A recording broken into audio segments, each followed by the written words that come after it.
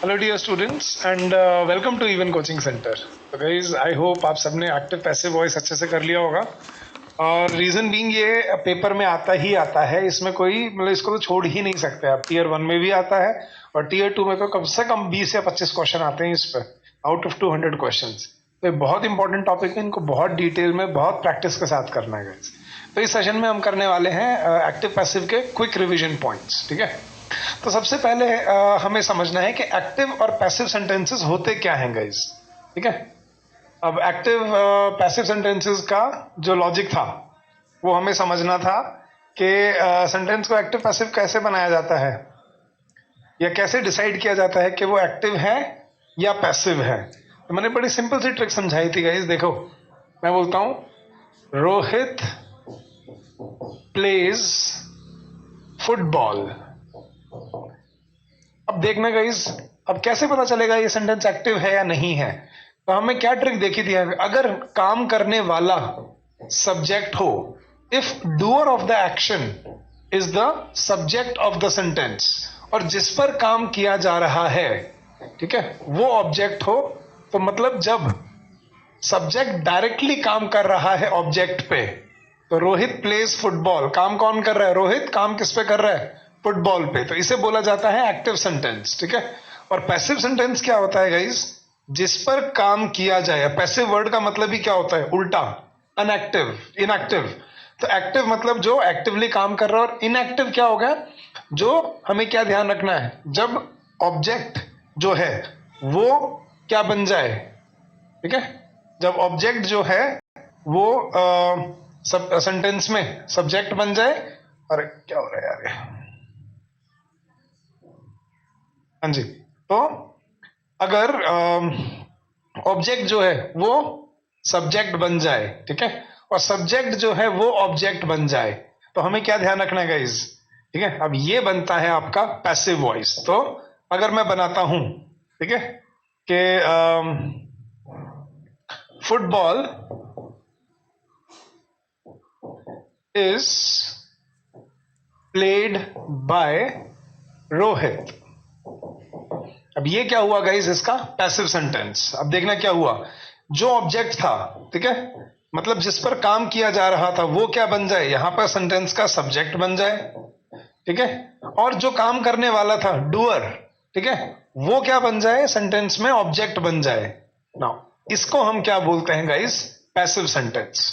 Now तो बहुत सारी चीजें थी, क्या सभी सेंटेंस एक्टिव पैसिव में हो सकते हैं? नहीं गाइस, सिर्फ वो वर्ब चेंज हो सकती हैं जो ट्रांजिटिव वर्ब होती हैं। ट्रांजिटिव पता है ना, जो ऑब्जेक्ट के बिना नहीं बन सकती, जिनको ऑब्जेक्ट की जरूरत होती है। Rohit plays football, Rohit plays क्या? फुटबॉल। तो football is played by Rohit. ठीक है, लेकिन अगर मैं बोलता हूं रोहित गोज टू दिल्ली, अब गो जो वर्ब है वो ट्रांजिटिव नहीं है, तो रोहित गोज टू दिल्ली, अब इसका ये नहीं बनेगा Delhi is gone by Rohit, वो नहीं बनता। तो सिर्फ ट्रांजिटिव वर्ब के एक्टिव पैसिव बनते थे, और इनके रूल्स बड़ी अच्छी मैंने आपको शॉर्टकट समझाया था, याद है? तो एक्टिव पैसिव का तरीका क्या था गाइस? ऊपर से नीचे या आगे से पीछे, या ये याद रखना है बस गाइस। एक्टिव पैसिव कैसे बनते हैं? ऊपर से नीचे। देखना, अब रोहित प्लेज फुटबॉल, ये कौन सा टेंस है? वर्ब की फर्स्ट फॉर्म यूज हो रही है एसईएस के साथ, मतलब दिस इज प्रेजेंट इंडेफिनिट। तो ये कहां जाता था अपने नीचे? प्रेजेंट कॉन्टिन्यूअस पे। तो मतलब हेल्पिंग वर्ब किससे लेता था? ये प्रेजेंट कॉन्टिन्यूअस से। और वर्ब की हमेशा कौन सी फॉर्म यूज होती है पैसिव में? Third form. तो अगर आपको वो ट्रिक याद रहेगी तो ये आप 1 सेकंड के अंदर सॉल्व कर सकते हो। तो चलो गाइस रिवाइज करते हैं अपने एक्टिव पैसिव। ठीक है, सबसे पहले there are two ways to express an action of a subject in relation to its object. पहला है एक्टिव वॉइस, जैसे मैं बता रहा था, दूसरा है पैसिव वॉइस। एक्टिव वॉइस क्या होता है गाइस? इन active voice subjects acts upon object. Active voice में सब्जेक्ट काम करता है ऑब्जेक्ट पे, जैसे मैंने अभी बताया। while in passive voice object is acted upon by subject। ठीक है, तो वो उल्टा हो जाता है, सब्जेक्ट डायरेक्टली काम करता है तो एक्टिव, और अगर ऑब्जेक्ट आगे आके और सब्जेक्ट पीछे जाके ऑब्जेक्ट बन जाए तो वो होता है अपना passive. It can also be said in active voice subject does a work on object, while in passive voice object is worked on by subject। yes, so the normal structure of an active voice sentence is subject plus verb plus object, but in passive voice the normal structure of a sentence is reversed according to certain rules and becomes like object plus verb की third form plus subject। तो ये आपको देखा हमने कि subject plus verb plus object जब होता है तो वो एक्टिव होता है, और अगर ऑब्जेक्ट आगे आ जाए और सब्जेक्ट पीछे चला जाए तो वो बेसिकली क्या बन जाता है, passive sentence. Government has declared an emergency. अब देखो हमें क्या समझना है, काम किसने किया है, गवर्नमेंट ने।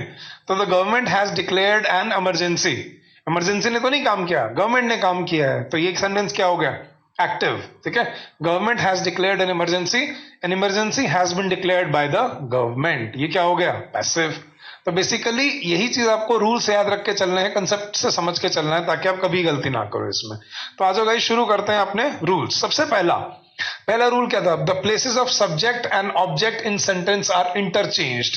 कि सब्जेक्ट और ऑब्जेक्ट की पोजीशन क्या कर देते हैं, हम इंटरचेंज कर देते हैं। सब्जेक्ट ऑब्जेक्ट बन जाता है पैसिव में, और ऑब्जेक्ट सब्जेक्ट बन जाता है। और सेम अगर आपको पैसिव से एक्टिव में करना है तो जो यहां सब्जेक्ट होगा वो एक्टिव में करते हुए ऑब्जेक्ट बन जाएगा और वो सब्जेक्ट बन जाएगा। दूसरा, third form of verb past participle will be used only as main verb in passive voice. Passive voice में याद रखना गाइस, सिर्फ और सिर्फ वर्ब की कौन सी फॉर्म यूज हो सकती है, वर्ब की थर्ड फॉर्म, गो, वेंट, गॉन।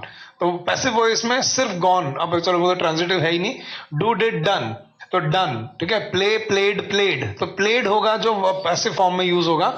तो पैसिव सेंटेंसेस में याद रखना हमेशा वर्ब की थर्ड फॉर्म यूज होती है। और दूसरा rule, auxiliary verbs for each tense are given below in the table. अब वो टेबल में आपको दिखाने वाला हूं कि किसकी ऑक्सिलरी वर्ब कैसे चेंज की जाती है। बड़ा अच्छा वैसे मैंने शॉर्टकट बनाया था आपके लिए चैप्टर में, अगर आपने अच्छे से देखा हो तो। बट इसको आप यहां से चार्ट से भी एक बार पढ़ लेते हैं। देखना, सबसे पहले शुरू करते हैं प्रेजेंट इंडेफिनिट या सिंपल प्रेजेंट टेंस के साथ। ठीक है, तो प्रेजेंट टेंस में उसने सिंपल प्रेजेंट में क्या बोला है, मैंने आपको क्या समझाया था, ऊपर से नीचे। तो देखना, प्रेजेंट सिंपल टेंस में पैसिव वॉइस कैसे चेंज होती है, auxiliary verb in passive voice is, am, are. तो प्रेजेंट इंडेफिनिट जो होते हैं, Rohit plays football, football is played by Rohit. ठीक है, boys play cricket, cricket is played by boys. ठीक है, तो एक्टिव वॉइस जैसे अब उसने एग्जांपल दिया है, ही सिंग्स अ सॉन्ग। जब आपको सेंटेंस में सीधा वर्ब की फर्स्ट फॉर्म मिल जाती है तो कैसे देखना guys, he sings a song, तो हमने क्या किया, सॉन्ग को आगे ले आए, और सॉन्ग हेल्पिंग वर्ब क्या ले ली हमने, कॉन्टिन्यूअस से इज, वर्ब की third form sing, sang, sung, और बाय हिम। तो he sings a song is sung by him. ठीक है, he does not sing a song, negative में देख लेते हैं, नेगेटिव में और इंटरोगेटिव में फिर हमें क्या लगाना पड़ता है, डज। तो डू डज से भी समझ जाना वो क्या है, प्रेजेंट इंडेफिनिट। ठीक है, तो he does not sing a song is not sung by him. और फिर इंटरोगेटिव भी देख लो, does he Singh a song. ठीक है, अब वही हेल्पिंग वर्ब यूज होगी, इज अ सॉन्ग संग बाय हिम। तो बेसिकली प्रेजेंट इंडेफिनिट जो होते हैं वो हमेशा किससे बोरो करते हैं, अपनी हेल्पिंग वर्ब, अपने नीचे वाले प्रेजेंट कॉन्टिन्यूअस से, इज, एम, आर। और वर्ब की कौन सी, मेन वर्ब की कौन सी फॉर्म यूज करते हैं, हमेशा थर्ड फॉर्म। ठीक है, चलो प्रेजेंट कॉन्टिन्यूअस पे चलते हैं। प्रेजेंट कॉन्टिन्यूअस क्या करता है, वो मैंने आपको बताया था, वो हेल्पिंग वर्ब तो सेम रखता है, सिर्फ अपने साथ क्या लगा लेता है। ठीक है, वो अपने साथ इज बीइंग, एम बीइंग या आर बीइंग यूज करना शुरू कर देता है। तो कॉन्टिन्यूअस में आपको क्या ध्यान रखना था, बस हेल्पिंग वर्ब वही सेम, सिर्फ क्या ऐड हो जाता है, बीइंग ऐड हो जाता है। जैसे आई एम राइटिंग, अब जब सब्जेक्ट आपको ऐसे मिले, प्रेजेंट कॉन्टिन्यूअस में सेंटेंस मिले, I am writing a letter is being written by me. ठीक है, I write a letter is written by me. I am writing a letter is being written by me. ठीक है, I am not writing a letter is not being written by me. ठीक है, ऐसे बनता है। और am I writing a letter, जब ये इंटेरोगेटिव में आ गया तो इज अ लेटर, अब लेटर के लिए तो इज आएगा, तो is a letter being written by me. ठीक है, तो present continuous helping verb same रखता है, अपने सिर्फ अपने साथ क्या ऐड कर लेता है, बीइंग ऐड कर लेता है सेंटेंस में, जब वो पैसिव में चेंज होता है। चलो गाइस, अब चलते हैं अपने प्रेजेंट परफेक्ट की तरफ। हैज, हैव के साथ वर्ब की थर्ड फॉर्म जिसमें होती है, तो इसमें हमने क्या कहा था, ये अपने नीचे वाले से बोरो करते हैं प्रेजेंट परफेक्ट से। तो हैज का हैज बीन, हैव का हैव बीन बन जाता है। तो आपको क्या ध्यान रखना है कि जब आप प्रेजेंट परफेक्ट को चेंज करते हो तो वो अपने नीचे वाले प्रेजेंट कॉन्टिन्यूअस से बीन ले लेते हैं। तो जैसे she has finished his work, her work has been finished by her. She has not finished her work, her work has not been finished by her, या has she finished her work, has her work been finished by her। तो present perfect किससे आ जाता है, present perfect continuous से। और हमने क्या देखा था चैप्टर में कि प्रेजेंट परफेक्ट कॉन्टिन्यूअस या पास्ट परफेक्ट कॉन्टिन्यूअस या फ्यूचर परफेक्ट कॉन्टिन्यूअस चेंज नहीं होते। ठीक है, चलो गाइस, अब चलते हैं अपने पास्ट इंडेफिनिट पे, सिंपल पास्ट या पास्ट इंडेफिनिट, जिसमें क्या आता है, वर्ब की सेकंड फॉर्म। अब वो जैसे हमने प्रेजेंट इंडेफिनिट में देखा था, वो अपने प्रेजेंट कॉन्टिन्यूअस से बोरो कर रहे थे। अब ये किससे बोरो करते हैं, अपने नीचे वाले पास्ट कॉन्टिन्यूअस से। तो Rohit played football, football was played by Rohit. तो वॉज वर लेके कॉन्टिन्यूअस से, और हेल्प वर्ब की कौन सी फॉर्म यूज करते हैं, थर्ड फॉर्म। जैसे एग्जांपल देखना, I killed a snake was killed by me. ठीक है, I did not kill a snake was not killed by me. ठीक है, तो क्या कर रहा है वो, जब हमने देखा वर्ब की सेकंड फॉर्म यूज हो रही है, तो वो क्या कर रहा है, वॉज के साथ वर्ब की थर्ड फॉर्म में चेंज हो जा रहा है। और इंडेफिनिट में फिर जैसे प्रेजेंट में क्या आ रहा था, डू डज आ रहा था, यहां पे आ जाता है did. Did I kill a snake, was a snake killed by me. तो याद रखना, जैसे प्रेजेंट इंडेफिनिट अपने नीचे प्रेजेंट कॉन्टिन्यूअस से बोरो करते हैं, सेम पास्ट इंडेफिनिट अपने नीचे पास्ट कॉन्टिन्यूअस से क्या बोरो करते हैं, हेल्पिंग वर्ब वॉज वर, और वर्ब की थर्ड फॉर्म रहनी ही रहनी है। ठीक है, चलो गाइस, फिर चलते हैं पास्ट कॉन्टिन्यूअस पे। पास्ट कॉन्टिन्यूअस वही, हेल्पिंग वर्ब सेम रखते हैं, सिर्फ क्या लगा लेते हैं, बीइंग लगा लेते हैं, जैसे प्रेजेंट कॉन्टिन्यूअस में देखा था हमने। तो वॉज या वर यूं कहीं रहता है, सिर्फ क्या ऐड हो जाता है, बीइंग ऐड हो जाता है। जैसे he was driving a car was being driven by him.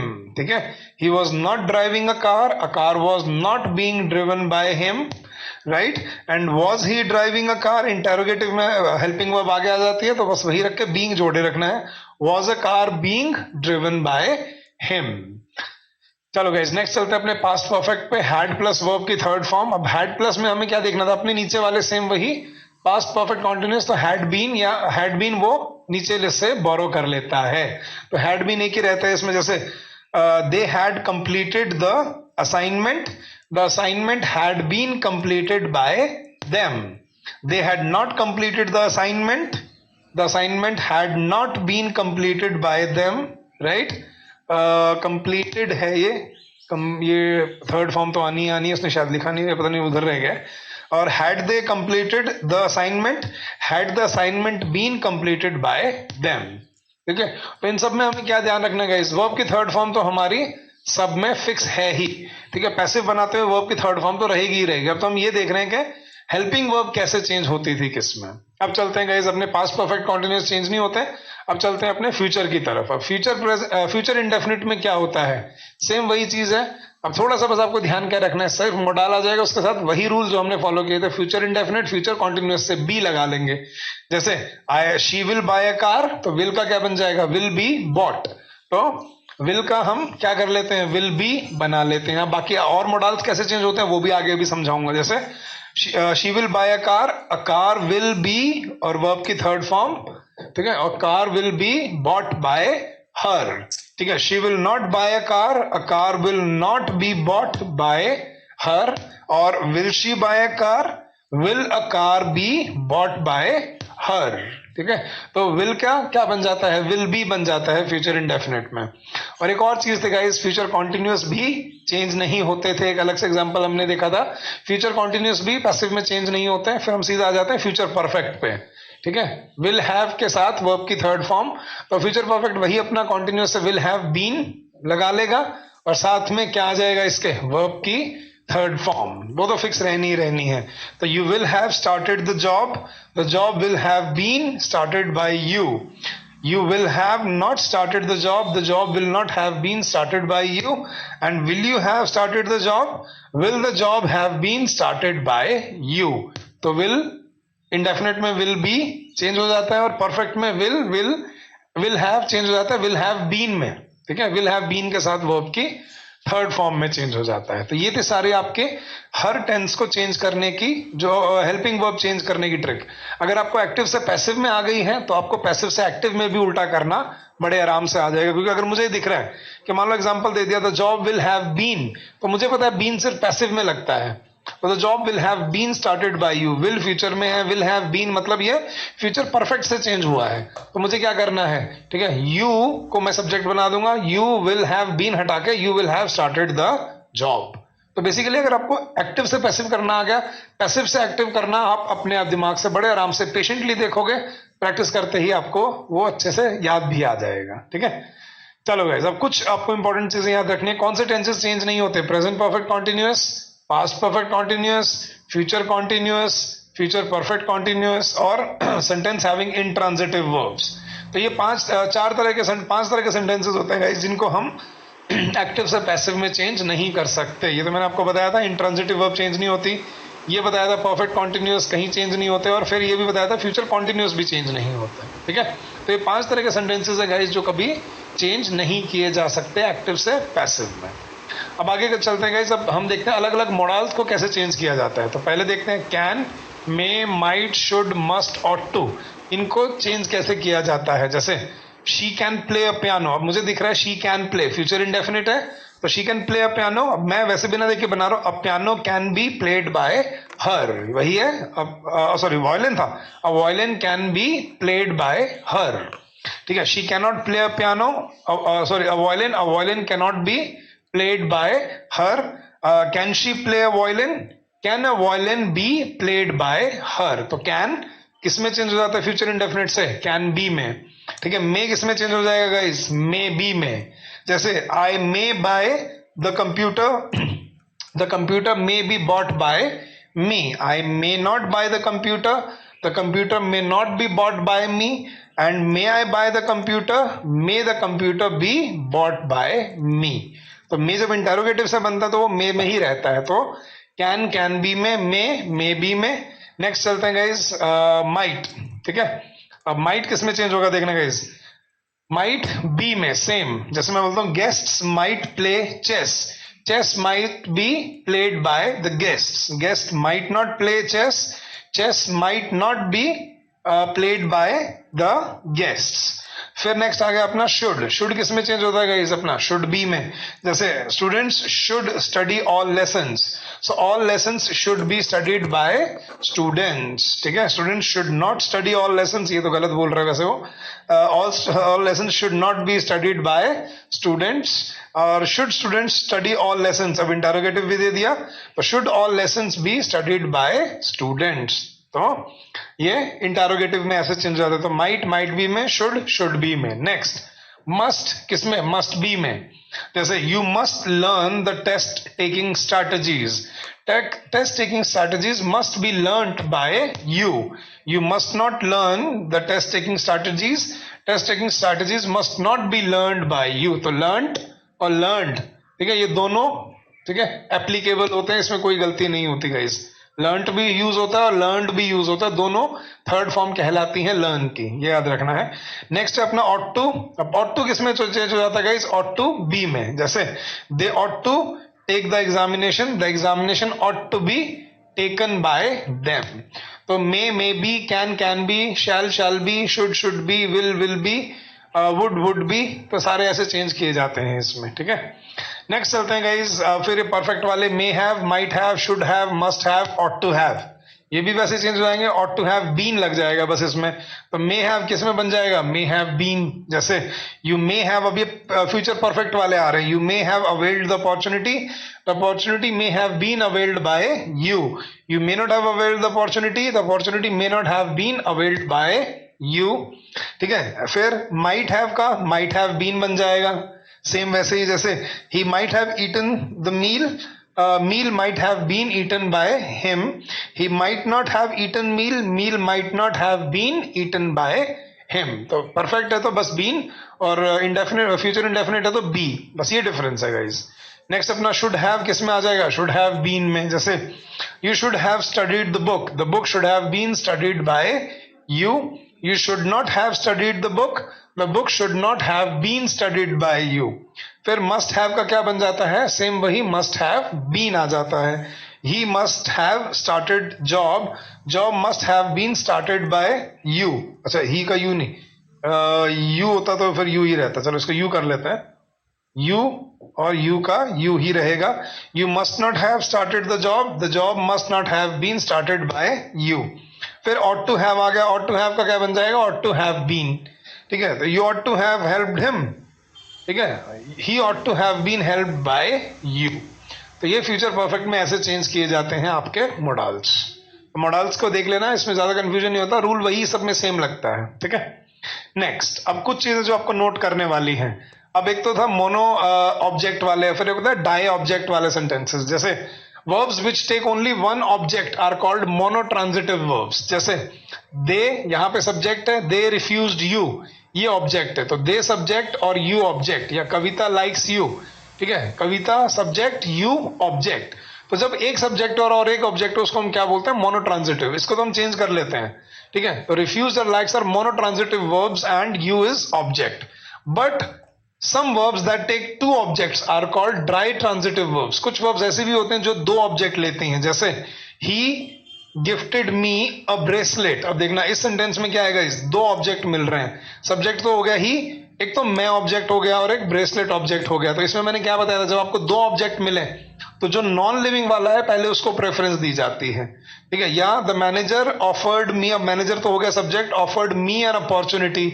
अब इसमें दो ऑब्जेक्ट क्या हो गए, एक तो मी हो गया ऑब्जेक्ट और एक अपॉर्चुनिटी हो गया, तो हमेशा नॉन लिविंग वाले को पहले प्रेफरेंस दी जाती है। तो in above sentence gifted and offered are ditransitive and me indirect object and a bracelet and opportunity are direct object. तो वही मैं कहा ना, जो नॉन लिविंग वाले हैं उनको डायरेक्ट ऑब्जेक्ट माना जाता है और जो लिविंग वाले हैं उनको इनडायरेक्ट ऑब्जेक्ट माना जाता है। तो पहले प्रेफरेंस दी जाती है नॉन लिविंग वाले को। तो bye converting direct object into subject, पहला तरीका। अब इन सेंटेंसेस में जिसमें आपको दो ऑब्जेक्ट मिलते हैं, इनको चेंज करने का तरीका दो तरह से बताया था मैंने आपको। इनको दो तरह से चेंज किया जा सकता है, दोनों करेक्ट होते हैं। लेकिन अगर दोनों ऑप्शन में मिल जाए, तो क्वेश्चन के ऑप्शन में चार में से दो ऑप्शन यही मिल जाए, तो जो पहले नॉन लिविंग वाला है उसको पहले प्रेफरेंस दी जाती है, ठीक है। जैसे तो पहले तो उसने क्या बताया, by converting direct object into subject. जैसे अब पहले some money was lent by him, या by converting indirect object into subject, I was lent some money by him to me होना चाहिए, some money was lent by him to me, तो he lent me some money, ठीक है। तो some money was lent to me by him या by him to me. और दूसरा क्या है कि I was lent some money by him. तो दो तरह से इनको चेंज किया जा सकता है, लेकिन पहले नॉन लिविंग को प्रेफरेंस दी जाती है और फिर लिविंग को। कब, जब आपको डाई ट्रांजिटिव वर्ब्स मिलती हैं, मतलब ऐसे सेंटेंस मिलते हैं जिसमें आपको दो ऑब्जेक्ट्स मिल जाते हैं, तो उसमें पहले नॉन लिविंग को प्रेफरेंस दो, और अगर वो ना हो ऑप्शन में फिर लिविंग को देखो आप वहां पे, ठीक है। तो ये इंपॉर्टेंट था बहुत, इस पर ध्यान रखना है गाइज। नेक्स्ट, अब इंटरोगेटिव सेंटेंस में वो कह रहे हैं कि इंटरोगेटिव सेंटेंस कैसे चेंज होते हैं गाइज। देखना, पहले तो उसने बताया कभी भी इंटरोगेटिव सेंटेंस अगर शुरू होता है डू डज से, ये ध्यान से सुनना, तो उसको हम चेंज करते हैं किसमें, इज एम या आर में, ठीक है। डू डज को चेंज करते हैं इज एम या आर में, और डिड को पास्ट में अगर चला जाए तो चेंज करते हैं किसमें, वॉज वर पहले, फिर सब्जेक्ट, फिर पास्ट पार्टिसिपल मतलब वर्ब की थर्ड फॉर्म, फिर बाय प्लस ऑब्जेक्ट। तो ये तो था इंडेफिनेट के लिए। फिर अगर आपको हैज हैव मिल जाता है तो हैज हैव को हम चेंज करते हैं किसमें, हैज बीन में, और अगर हैड मिल जाता है तो इसको हम चेंज करते हैं किसमें, हैज और हैव को हैज बीन हैव बीन, और इसको हम चेंज करते हैं किसमें, हैड को हैड बीन में, ठीक है। प्लस सब्जेक्ट प्लस पास्ट, और फिर अगर और कोई ऑक्सिलरी वर्ब मिल जाए तो उसी ऑक्सिलरी वर्ब को आगे लाके subject plus be plus past participle plus by plus agent. जैसे एग्जांपल देखना, डिड ही अब्यूज यू, ये एक्टिव है, तो अब डिड को हमने चेंज किसमें किया, देखना वॉज या वर में, अब यू के लिए क्या आना चाहिए था, वर, तो were you abused by him, ये पैसिव हो गया। Will he write a book, अब विल आ गया, ठीक है। अब विल को ही आगे रखेंगे, will a book be written by him. Has he written a novel, has a novel been written by him, ठीक है। तो रूल वही है, सिर्फ इंटरोगेटिव में आपको क्या ध्यान रखना है, अगर डू डज या डिड आ जाए तो इज एम आर या वॉज वर अकॉर्डिंगली टेंस के अकॉर्डिंग आगे आ जाएगा, हैज हैव आ जाए तो हैज आगे आ जाएगा या हैड आगे आ जाएगा, ठीक है। तो हेल्पिंग वर्ब आगे लाने से वो इंटरोगेटिव बन जाते हैं, ठीक है गाइस। चलो गाइस नेक्स्ट, अब इंपैरेटिव वाले, ये ध्यान से सुनना, इनमें काफी गलतियां हो जाती हैं। Imperative sentences is used to express order, request या सजेशन, जैसे मैंने कहा था। तो the sentence in an imperative sentence begins with its principal verb. जैसे जब मैंने क्या कहा था, जब सेंटेंस शुरू ही वर्ब से हो रहा हो तो उसको समझ जाना वो क्या है, एक इंपैरेटिव सेंटेंस। अब ये तीन क्लासिफिकेशन में किए थे हमने, ऑर्डर, रिक्वेस्ट और सजेशन। जैसे डू इट एट वंस या सेव माई चाइल्ड प्लीज, अब ये हो गया ऑर्डर आपका, ठीक है, और ये होगी रिक्वेस्ट जब आपको प्लीज या काइंडली मिलता है। तो इनका पैसिव सेंटेंस कैसे बनाना है, अगर ऑर्डर है कोई तो देखना वर्ब प्लस ऑब्जेक्ट मिले अगर आपको तो कैसे चेंज करना है, लेट लगा के subject plus be plus verb की थर्ड फॉर्म। जैसे उसने बोला ब्लो द हॉर्न, आपको वर्ब मिली और ऑब्जेक्ट मिला, तो अब इसमें हम क्या करेंगे, लेट, फिर हम ऑब्जेक्ट लाएंगे लेट द हॉर्न, फिर बी लगा के वर्ब की थर्ड फॉर्म लगा देंगे, let the horn B blown, ठीक है। लेकिन अगर आपको ब्रिंग अ गार्लैंड ऑफ, चलो ये भी उसी का एग्जांपल है, bring a garland of rose, ठीक है, तो let a garland of rose be brought. तो आपको क्या ध्यान रखना है, अगर आपको वर्ब प्लस सीधा ऑर्डर देते हुए वर्ब प्लस ऑब्जेक्ट मिले तो उसको हम पहला सिर्फ वर्ब और ऑब्जेक्ट मिले तो हम कैसे करते हैं, लेट के साथ सब्जेक्ट फिर बी प्लस वर्ब की थर्ड फॉर्म। लेकिन इसका एक और तरीका भी था हमें जो देखना था, जब हम कोई सजेशन या एडवाइस देते हैं, जैसे नहीं उसमें एक और तरीका भी बताया था मैंने आपको, जैसे उसमें एक तो क्या था, ब्लो द हॉर्न, या जैसे उसने बोल दिया कि ओपन द विंडो, तो let the window be opened. अगर आपको उसने क्या कहा था कि अगर ऑब्जेक्ट भी ना मिले, जैसे उसने बोल दिया सिट डाउन, तो उसमें क्या आ जाएगा, you are ordered to sit down, या गेट आउट, तो you are ordered to get out, ठीक है, वो वैसे भी बनाए जाते हैं, उसने यहां नहीं दिया हुआ बट मैं आपको वैसे बता देता हूं। तो अगर आपको ऑब्जेक्ट भी ना मिले, ये भी ना मिले, सिर्फ वर्ब वर्ब मिले, जैसे गेट आउट, ठीक है, तो इसमें अब ये नहीं बनाएंगे let the out be get, इसमें हम क्या बनाएंगे, यू आर ऑर्डर्ड टू, फिर यूं का यूं सेंटेंस डाल देंगे, यू आर ऑर्डर्ड टू लिख के जो वर्ब है उसको यूं का यूं, कोई वर्ब चेंज नहीं करनी, you are ordered to get out, leave the room, तो you are ordered to leave the room, ये ऐसे बनाया जाता है। फिर दूसरा आता है कि जब हमें कोई सजेशन या एडवाइस देना होता है, जैसे वर्ब मिले और आपको ऑब्जेक्ट मिले, तो उसको चेंज कैसे करना है हमें, subject plus should plus verb की थर्ड फॉर्म, जैसे हेल्प द पुअर पीपल, ठीक है, so the poor people should be helped. तो जैसे सलाह देते ना कि बुरे लोगों की मदद करो, जनरल जो होता है, help the poor people, respect your parents, तो your parents should be respected. लेकिन अगर ऐसे मिल जाए, refrain from the 7 deadly sins, the deadly 7 sins should be refrained from, अब इनको हम इस तरह से चेंज करते हैं, ठीक है, यार यू आर रिक्वेस्टेड टू, अब जैसे ये सजेशन या एडवाइस की तरह आ गया, तो इसको हम यू का यूं क्या करते हैं, शुड को शुड बी में चेंज करके हम बनाते हैं, जो हम जनरल एडवाइस देते हैं सलाह की तरह से, ठीक है। जैसे मैं बोल रहा, do not fall into bad company, तो bad company should not be fallen into, ठीक है, तो ये ऐसे शुड का किसमें बन जाता है, शुड बी के साथ। नेक्स्ट, अगर कोई हम रिक्वेस्ट कर रहे हैं, तो जैसे उसने बोला कि in the sentence that expresses request in the active sentence, verb की verb plus object is used, but there is uses of please, kindly etcetera which are used in the beginning और at the end of the sentence. अगर आपको sentence में please या kindly मिल जाए तो हमें क्या ध्यान रखना है, जैसे please help that blind man cross the road, तो उसको हम क्या करते हैं, यू आर रिक्वेस्टेड टू, ठीक है, प्लीज की जगह बस ये डाल देना, you are requested to help the blind man cross the road, ठीक है। Do it for me kindly, अगर आपको ये मिल जाए तो समझना हमने क्या लिखना है, यू आर रिक्वेस्टेड टू, फिर आगे जो सेंटेंस दिया हुआ है इसको ओमिट कर दो, यूं का यूं वहां पे सेंटेंस डाल दिया जाता है, ठीक है।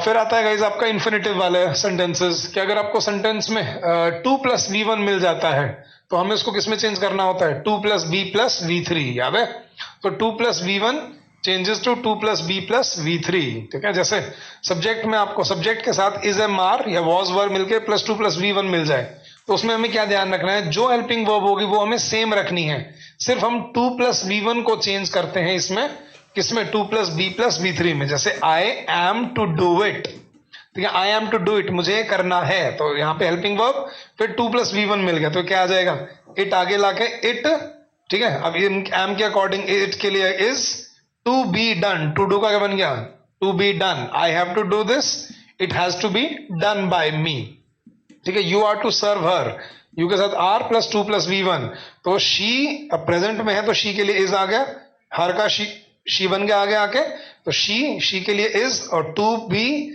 Served by you. तो आपको सेंटेंस में कभी सब्जेक्ट के साथ हेल्पिंग वर्ब के साथ फिर आपको 2 प्लस V1 मिले तो उसको हमें सब्जेक्ट मतलब हेल्पिंग वर्ब सेम टेंस में रखनी होती है अकॉर्डिंग टू द सब्जेक्ट, सिर्फ हमें चेंज किसको करना होता है, 2 प्लस बी प्लस V3 में चेंज करना होता है। बट लेकिन एक और चीज समझना, लेकिन if there is a noun after the subject and an infinitive that after that noun and also the subject agrees to the verb, the passive of this infinitive cannot be made, ये याद रखना guys. अगर आपको ऐसे मिल जाए I have और उसके बाद आपको I have got a work to do, तो मतलब आपको verb के साथ फिर कोई noun मिलके और फिर 2 plus V1 मिले, I have got a work to do, इसको आप चेंज नहीं कर सकते। In above sentence 2 is after work, ठीक है, which is a noun, so passive of this infinitive cannot be made, ये याद रखना। तो अगर आपको सब्जेक्ट में उसके बाद नाउन मिले और नाउन के बाद 2 प्लस V1 मिले, उसको पैसिव में चेंज नहीं किया जा सकता, ठीक है। तो चलो गाइस, ये था आपका 2 प्लस V1 चेंज करने का आखिरी रूल, और ये थे आपके टोटल एक्टिव पैसिव के जितने रूल्स बनते थे उसमें। तो आई होप सारे आपको अच्छे से रिवाइज हो गए होंगे। तो अपनी प्रैक्टिस कंटिन्यू रखना और अच्छे से उसको अपना अपने याद कर लेना कि कैसे चेंज होना है, क्योंकि ये आप इनमें मार्क्स नहीं कटने चाहिए आपके, ठीक है। ये आपको 100% श्योरिटी के साथ करके जाने हैं, ठीक है गाइस। चलो, तो that's it for this session. Thank you so much and happy learning to all of you guys.